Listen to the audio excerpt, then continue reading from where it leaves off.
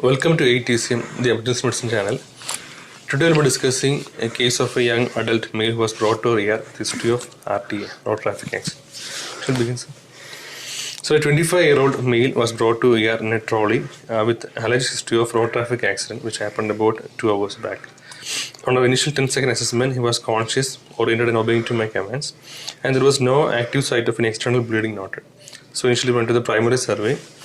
His airway was patent, there was no stridor, no gurgle. Briefly tell the mechanism of injury.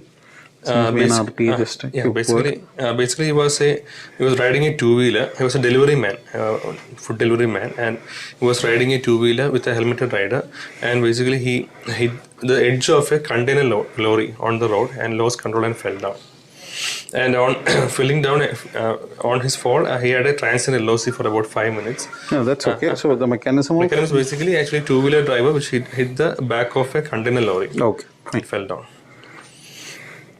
So initial 10-second assessment, he was conscious, oriented, obeying to my commands, and there was no active sites of any bleeding noted. So went to the primary survey. His airway was patent. There was no striding, no gurgling of sounds, and there was no pouring of secretions. He was able to talk in full sentences with his normal voice, and no other features of airway compromise noted. At this point, we secured his C-spine with a Philadelphia collar, because actually he was complaining of pain. So actually there could be a distracting injury. So complaining of pain where? Mainly over the left thigh. Okay. In the breathing part, here. So the question that arises in the mind of the people is that why you want to put a cervical collar for a conscious oriented patient? He don't have any deficits, or he don't have any basically any difficulty in neck movements, but still why you did go ahead and put a cervical collar? So can you just elaborate? Basically, he was actually not complaining of neck pain as such, and he was not complaining of any paresthesia or any upper limb weakness as such. But the thing is actually, sometimes a distracting injury can actually prevent us from or make us ignore the actual any pathology in the C-spine also. There's something called as an excess criteria. So the problem here is that it can mask. Because if you have got severe pain somewhere else, this pain can get unnoticed. That is the reason why. Maybe for the initial assessment, what you said, you can use an excess criteria or the Canadian C-spine rule. So these are the two commonly used criteria in ED, where you can say that you need to put a cervical spine immobilization. Either by a Philadelphia collar or whatever be the method, the cervical spine should be immobilized unless and until you're doing a routine thorough evaluation. Maybe in your secondary survey, you can do a quick neurological assessment and also look for any posterior cervical and tenderness and all those things. Then you can rule out a cervical spine injury. And in the mechanism of injury also, you are very clear this is unlikely to have a cervical spine injury. Till that time, the cervical spine can be immobilized with Philadelphia collar, and later on, after you clear the cervical spine, you can move out. So that is the nexus criteria, and all those for the initial assessment you can use. So can you just tell what are the components of the nexus criteria? Basically, we check 5 things, and if we can rule out these 5 things, and we can prolong or maybe avoid the C-spine imaging. So there are 5 things. One is cervical spine tenderness. It is actually made for an imaging National X-ray Utilization Study. That is a full form of Nexus. But later on, we started using it for screening patients who require cervical spine immobilization. So that is how the Nexus criteria turned in. So there are 5 points. Point number 1. One is actually any cervical spine tenderness. Posterior cervical line tenderness. 1. Then any evidence of intoxication. Any evidence of intoxication. 3. Any acute altered mental status. Altered mental status. 4. Any focal neurological deficits. Focal neurological deficits. And 5. Any distracting injuries. So if any one of these is there, you have to take into account that this patient needs a cervical spine immobilization. That is how we are utilizing it in the ED. Okay. So considering this patient is having pain over his Can you just elaborate Canadian C-spine rule? Canadian C-spine is again age more than 65 years, any dangerous mechanism of injury, and any paresthesias over the limbs. Then after that, if that comes as red category, if anything is positive, then we will have to do an imaging. And then next in the yellow category, if the patient is having if the patient is not able to sit up in the ED, or if the patient's neck movement is not more than 45 degrees, and if that is there, then 5 things are there actually. Intoxication again. So it's basically it's a combination of an excess criteria only. But only thing that is additional is that they have taken in consideration of paresthesia also. In this thing, there is only we are looking into focal neurological deficit. Here they are taking into consideration of paresthesia. If the patient is able to sit up and move 45 degree both sides without any pain, that is again one of the things that we can rule out as cervical spine. Maybe to start off, we can go with nexus criteria. Then you can do a Canadian also, and you can rule out a cervical spine injury. But nexus criteria is pretty simple and straightforward. Canadian is also simple, but it needs some more time for evaluation. So initial primary assessment, we should not be wasting so much time. So if you have any doubt, immobilize the cervical spine and go ahead and do a secondary assessment. At that time, you think of it. Okay. So you put the patient on a collar and also probably on a spine board also. But what would be the point when you decide you can remove these two? Actually, once we shifted the patient to a proper bed, we can remove the spine board. The spine board is mainly utilized for shifting the patient from to ambulance to the bed, or like from ambulance to bed to imaging like that. We usually utilize the spine board. So once this patient is actually immobilized or patient is on a ER bed, we can remove the spine board. And the main thing is actually while shifting the patient from spine board to bed, we have to go for a log roll and proper full full spine examination, and we have to make sure and there is no other spinal tenderness. If the patient is still complaining of tenderness, we will keep the spine board. Then we will plan for any further imaging. Okay. And the cervical collar? A cervical collar, actually, the main thing is, as I said, in the secondary survey, we can actually completely, physically, also we can rule out there is no other chance of C-spine injury. We can remove the spine, or else preferably we go for an imaging, like an CT C-spine or something which is showing no other fractures or any other no compression. Then we can remove the C-spine, C-collar. So the point what we have to tell is spine board is only for transferring the patient. Majority of the time we will do a mistake by keeping the patient for a long time in the spine board. If the patient is shifted from one place to other, you can remove the spine board and the patient can be on a bed. So that is a normal thing. The people feel that the spine board is a treatment for the fracture. It is not like that. It is just for the shifting time. We will not having any further worsening of the injury. So maybe you are receiving the patient from the ambulance to an ED bed, or your ED as you said for an imaging, or somewhere else to the ward bed. We are doing some shifting process. At that time you can use the spine board, and once that is done, you need to remove the spine board. It's a very painful thing to lie down on a spine board. So we need to remove it, and the patient should be made comfortable. So that is a key point that you need to remember. Okay, fine. So right now, the patient had a patent airway, and we secured the C-spine.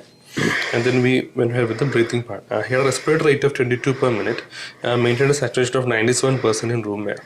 On auscultation, he had clear chest with bilateral equal air entry, and there were no added sounds. Circulatory part, he had a heart rate of 96 per minute, and BP was 130 by 70 millimeters of mercury. At this point, we secured two large IV bore 18 gauge cannulas and went ahead with the disability part. He had a full score of GCS and what was the capillary refilling time? Less than 2 seconds. Less than 2 seconds. Okay. He had a full score of GCS 15 by 50, and pupils are also equally reacting. He complained of a pain score of 7 out of 10. Okay. And at this point, we give fentanyl 50 microgram along with Emiside 4 milligrams also given. On the exposure part, he was covered to prevent hypothermia, and also we simply went with the total acute examination. Then we found out actually the patient was having a swelling over the left thigh. Okay, you can't say that you went for a quick examination. At this point of time, you have to go ahead and you have to do the adjuncts to your primary survey. That is the time when you have to do for your adjuncts to the primary survey. Adjuncts like if you wanted a pelvic x-ray, if you wanted a chest x-ray. Here chest x-ray, clinically we are not seeing. We wanted a fast. That is the most important thing. The mechanism of injury, whatever be that you have to do fast here. Fast was done now. Yeah. So adjuncts to primary survey, we would mainly on GRBS was taken 148. Then USG fast was done. Chest was okay, but actually in the abdominal part, a minimal free fluid was not in the Morrison's pouch. Very minimal, but minimal fluid was there. Then we also took an ABG. It was not showing any acid-base rearrangement. HP was 13.8 and lactate was 1.2. See, rather than going for the hemoglobin, what else you wanted to see in a trauma patient like this? Mainly lactate and base deficit. That is okay, but are you satisfied with seeing just hemoglobin alone in a trauma patient? Hematocrit. You have to look for the hematocrit. That is what we are more concerned about at this point of time. And 130/70 is the blood pressure, and you are seeing some free fluid in the abdomen. So you wanted to start him on any fluids or just keep him on observation? For right now, we can keep him on observation. Okay. And continuously monitor the patient. So when we will intervene with IV fluids or whatever be your blood transfusion, 130/70, we doesn't need any intervention at this point. As you said, that is right. So when you will intervene? One thing is we follow up this patient with repeat USG fast and again continuous blood monitoring, BP monitoring. So repeat USD fast is again not needed. The fast is positive. So fast is positive. Now you need to have a definitive management for that. Once fast is negative, you can do a control fast later on. But here it fast is positive. That means there is some somewhere either it can be a liver laceration, we don't know, or maybe a minor venous plexus injury, and there is some minimal free fluid. So that is for sure. But once he develops hypotension, that is the time that you need to intervene. So till what blood pressure that you will start your IV fluids? That is my question. Less than 100. This patient we can allow a permissive hypertension can be. We have discussed a lot of time. Permissive hypotension can be done, but only thing that is against maybe an early he is conscious oriented right now, but we need to rule out an intracranial pathology. That is the only thing. He had some LOC, transient LOC that you had mentioned. So that is only one thing. You have to do a CT and rule out a raised ICP, and then you can think about your permissive hypotension because cerebral perfusion pressure should not be affected. So that is the most important thing. So MAP of 65. That is a target that we can have. MAP of 65, less than 65, you intervene and you start giving him IV fluids. Then you, depending upon the fluid response, transient, like what we had discussed in the last trauma discussion, like we have to think about transient responder, this thing, fast responders and all those things, and non-responders you have to categorize. Okay. Jagdish, anything? Nothing much. What is the heart rate throughout this time? 92, 92, 98 like that. See, somebody is having a pain score of 7/10 and you expect heart rate on 90. Usually 90. What can be the heart rate? Usually when somebody is having insignificant pain, usually it will go about 100. That is a usual thing. But here it has not gone about 90. So whether he is on any medications for anything? No, nothing. No, any beta blockers, nothing. Thyroid dysfunction, nothing is there. Yes, no. So suppose his heart rate instead of 90, it is around 60. 60 is the heart rate and BP is over 110, 60, 130, 70, same BP. So what will have in your mind? One thing, it could be secondary to some medications he's taking. Secondary, spinal trauma. Spinal trauma. So what you will suspect now? What shock is that? Neurogenic shock. Neurogenic shock. You have to think in terms of a neurogenic shock. Then. Suppose if the BP was also high, we can even think about Cushing's reflex. Okay, so BP is still, see, again, you can't anticipate in this patient sometimes because he's having already a fast positive. So that hypertension effect may not be seen. So that hypertension, instead of that, the hypotension will be there because of the fast positivity. Maybe bradycardia, but again his sensorium, that is the key. Sensorium is okay here and there is no pupillary asymmetry. So unlikely to be a raised ICP part. So instead to have a raised ICP, to have a Cushing reflex to start it, the first thing he will be having an altered sensorium, decrease in drop in GCS, pupillary asymmetry, everything will start in. But here it is not there. So it is unlikely. So most probably what you have to think in terms maybe a neurogenic shock. So what is spinal shock and neurogenic shock? What is the difference between both these? Spinal shock is actually not a pathology, it is just a transient phase. Spinal shock is not a shock actually. It is because of the acute neurological weakness that is happening. Acute flaccid paralysis will be there. Then after that, that tone extends. So it is a state of the muscle that what is happening after an insult. But neurogenic shock is a real hypotension due to a vasodilation. That is the difference. It's actually a misnomer. It is not a shock. So that is right. Okay. So at this point, our adjuncts USC fast was showing free fluid in the Morrison's pouch. On reassessment, the patient's airway breathing circulation is maintained. Now the heart rate is again 98 per minute and BP is 140/70. respiratory rate is around 20. And the pain score as again, he's complaining of pain about 5 out of 10. At this point, we gave paracetamol 1 gram was given. And see, here again, one thing that I wanted to tell is that again, see, always try to use some combinations. So here, why he's having pain? What is the reason behind his pain? there could be some issue with his left leg. Could be some Left leg. fracture or something. So from the history, it can be a fracture.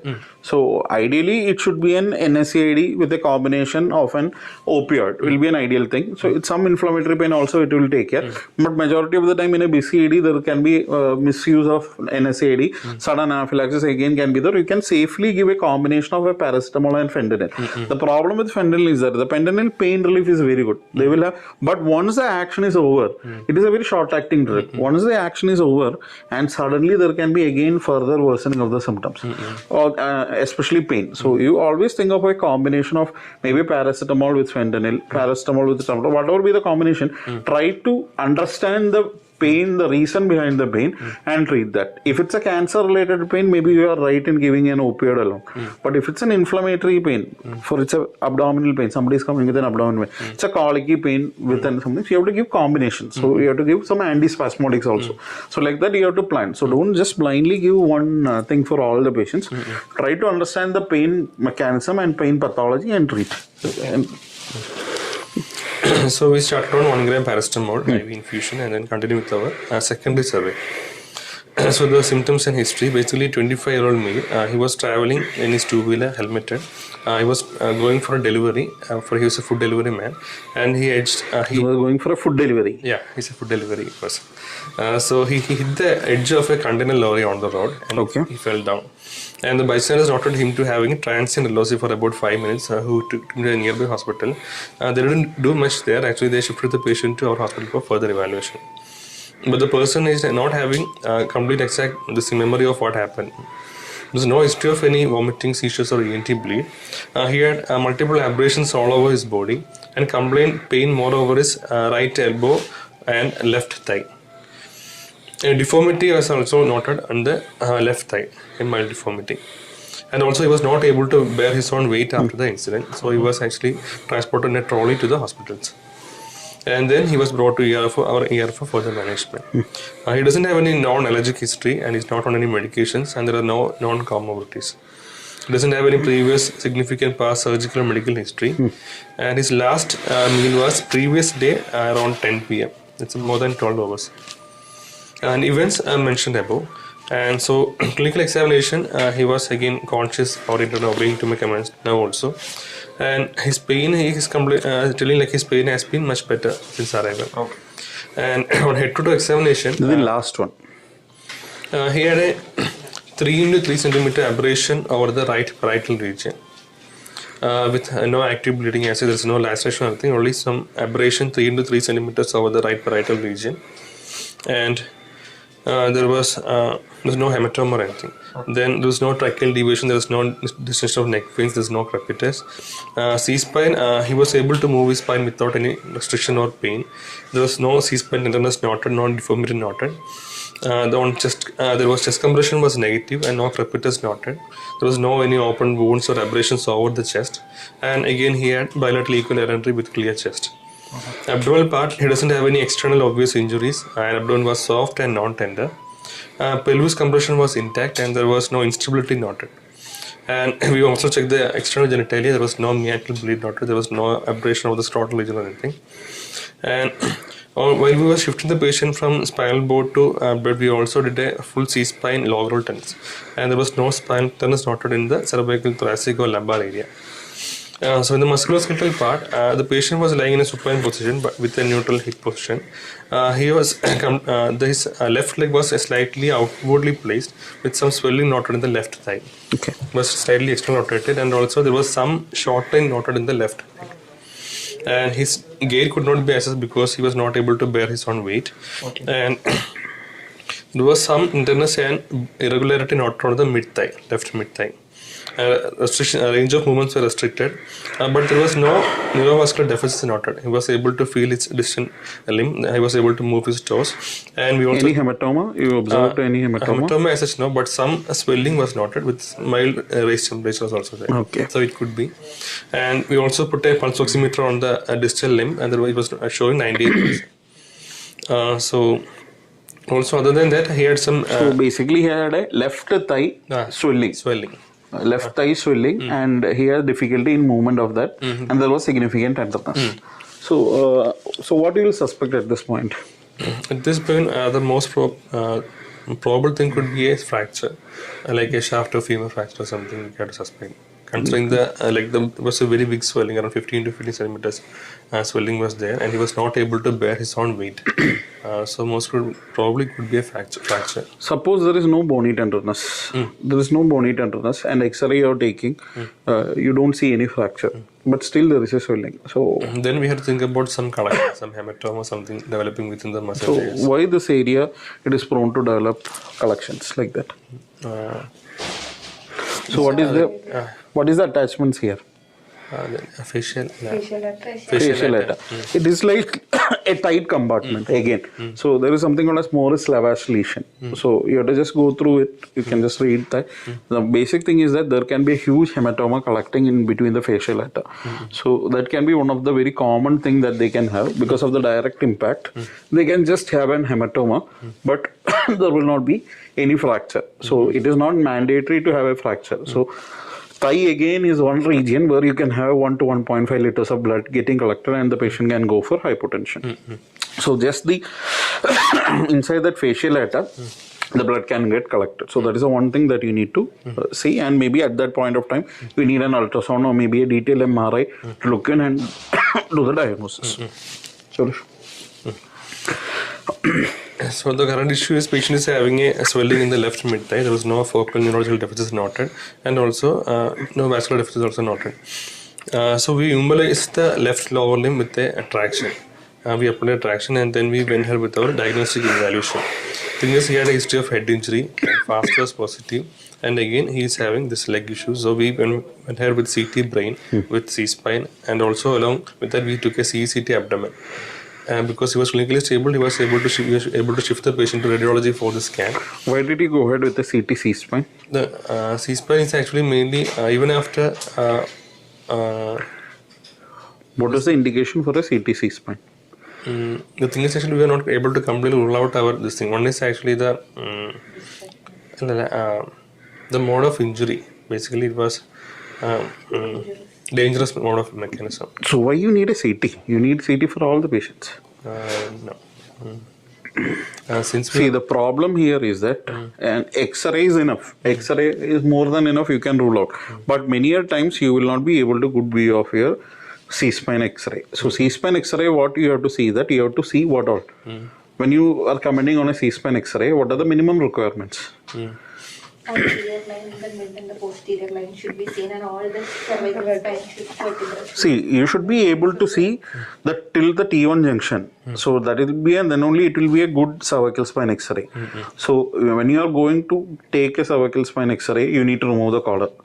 So if already there is a fracture in the positioning of the patient and all, it can get dislodged. So that is the reason why now when you look into the ATLS, they are not mentioning as the trauma series X-ray, it is not mandatory to have a cervical spine X-ray. If you suspect a cervical spine injury, you keep on the cervical collar until you are ruling it out. Either you can rule it out clinically, or you have any other suspicion of it, you can go ahead and go for a CT. So here the indication may be he has an head injury. So around 30% of the patient with head injury can have a cervical spine injury also. So that is the one reason. Again, the mechanism of injury, what you suggested, and we are not able to completely rule out a cervical spine injury. Anyway, we are going to take a CT. So that is the reason why the CT C-spine should have been added to this. But otherwise, there is no indication. If there is just a fracture and he don't have any LOC and he was just a fall from the bike, we can rule out clinically itself. But sometimes we are not able in the dilemma whether to clear or not to clear the cervical spine. That is the time when we go for a CT. And again, CT abdomen here, again the FAST was positive. We should know what was the exact reason why his FAST was positive. That was the reason. So what was the findings? So basically, CT brain was showing a hemorrhagic condition over the right hyperietal lobe. There was no SH, there was no skull fracture or any other lesions noted. It was a contusion. Hemorrhagic condition of the right hyperietal lobe. And CECT abdomen, it was He was a helmeted rider. helmeted rider. He was a helmeted rider and he has got a right frontal contusion. Right parietal. Right parietal. Okay. Right parietal contusion. Okay. CECT was again showing minimal free fluid in the Morrison's pouch, but no hyperdense contents noted in the fluid. There was no evidence of any other contusion or laceration in the liver, pancreas, spleen, or kidneys. Okay. And also C-span was also normal. Okay. And there was also no any active extravasation of contrast from the vessels or anything noted in the CECT. CT abdomen normal, CT C-span normal, CT brain you just have a parietal contusion with no evidence of any mass effect, nothing was Nothing there. was there.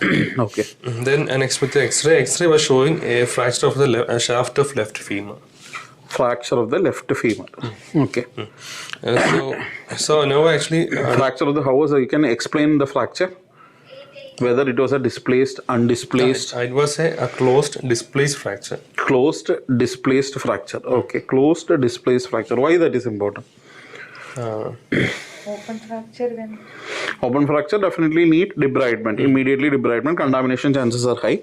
But displaced, undisplaced. Displayed actually, there is a high chance of neurological.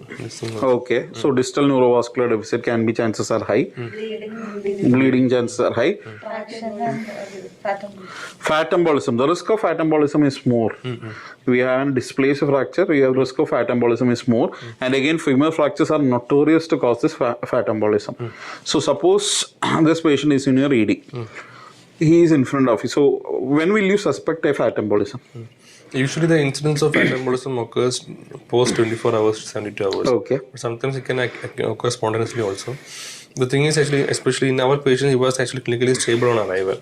Suppose we are immediately noting like patient is having tachypnea with desaturation or any acute altered sensorium or something, we have to suspect fat embolism. There will be noticeable desaturation with tachycardia and then autism. Then we can also might notice petechial lesions over the body.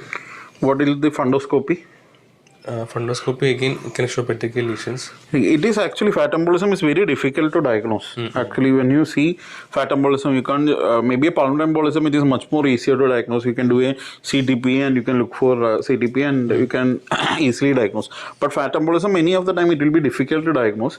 It is actually a diagnosis of clinical. It's only a clinical, and you have to can't say it is a diagnosis of exclusion. You have to think of fat embolism when you have a patient with an open femur fracture, a young man who don't have any other chest injury, then suddenly is developing hypoxia. The primary thing that you need to suspect is either a P or a fat embolism. For this patient, it will be fat embolism. You need to suspect. So when you suspect a fat embolism, then you can do a fundoscopy. You look for petechial hemorrhages. But many a time it will not be. You will not be able to see if it is that much amount of fat embolism and causing hypotension. Sometime only you will be able to see. But otherwise, it will be difficult for a diagnosis also. So an echo wise also, you might not be able to get anything much. So only the initial phase is that hypoxia and sudden and altered sensorium. Keep in mind it can be fat embolism. So what can be done to prevent this? The main thing we can do to prevent is early immobilization.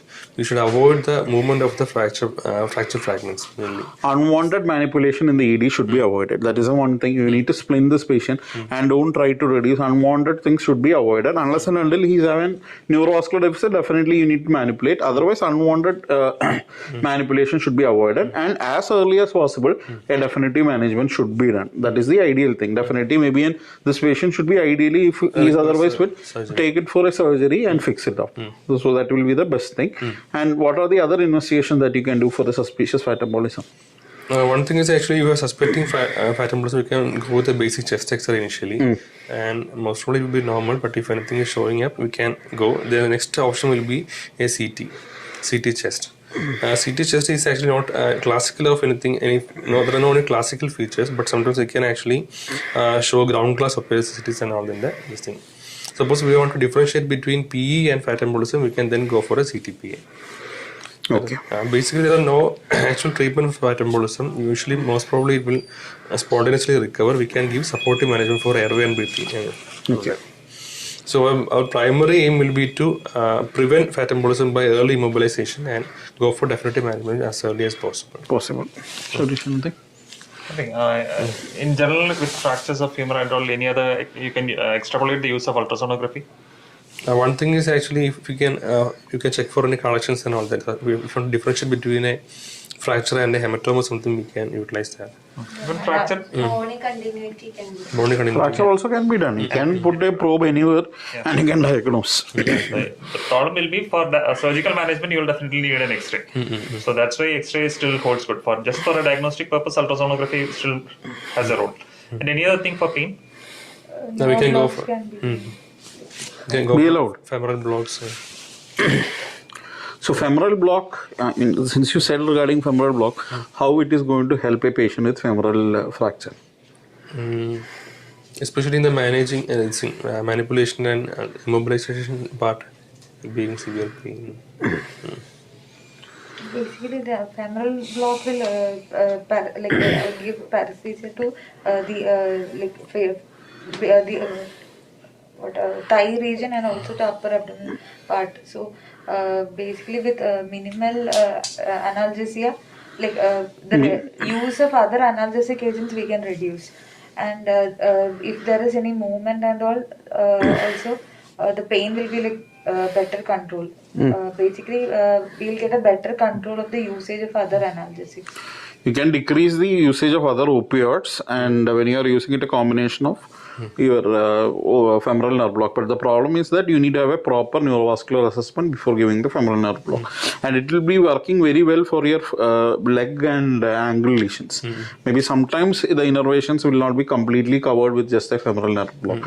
Maybe obturator also you need to simultaneously do the block. So sometimes it will be difficult, but definitely it is an option. Femoral nerve block. How will you location? How it is arranged? The inartery nerve, so below the inguinal ligament, we can use an ultrasound probe, and the nerve will be seen as a honeycomb-like appearance. So from that, we will localize the neurovascular bundle, and then we have to infiltrate local anesthetic. Local anesthetic with adrenaline or without adrenaline? Without adrenaline, Without adrenaline, you can use either. Which one? bupivacaine is a ideal choice. We can go for lignocaine also. Lignocaine also. Okay. Well, the thing is, neurovascular examination has to be completed before giving this block, because after once it is given, we will not be able to. We will not be able to assess it properly. Okay. So what was done for this patient later? Later he was taken up for surgery and nailing was. The same day it was taken for surgery. Same day only. And now it's in the post-op. Post-op. Suresh, any questions? Anything to add on? Yeah. No. So what was done for the head injury? Head injury actually was we consulted a neurosurgical team also. They were only advised for observation. Okay. Suppose this patient develops altered sensorium. So suddenly he started developing an altered sensorium. As you said, fat embolism will be one of your concerns. So what else could be another possibility? One thing could be actually we already have a contusion. It could actually go into an extensive bleed later on.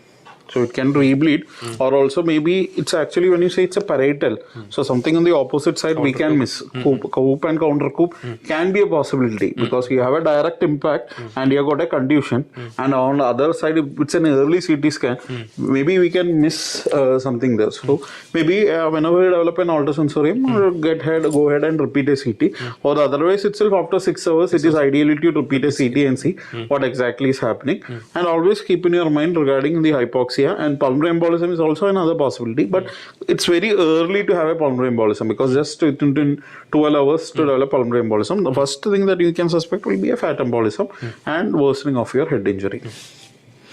Anything more? Yeah. Hypotension also. Hypotension, again hypotension, the reason? If it's the femoral fracture is there, so hypotension can present as altered mentation. Altered mental status. Again, hypotension also. So when the patient develops altered mental status, yes, hypotension also needed to be considered. Yes. due to decreased cerebral perfusion, the patient can have altered censoring.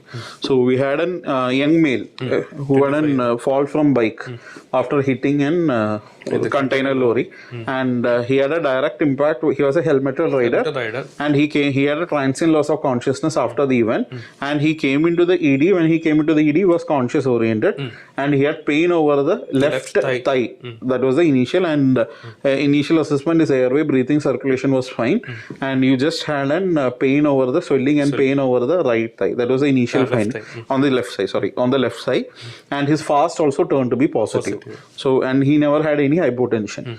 So later on, we evaluated him and found to have a fracture, and CT was done to rule out all the injuries, but nothing was there. Only a parietal contusion was there for him, right parietal contusion, and the same day he was taken for surgery.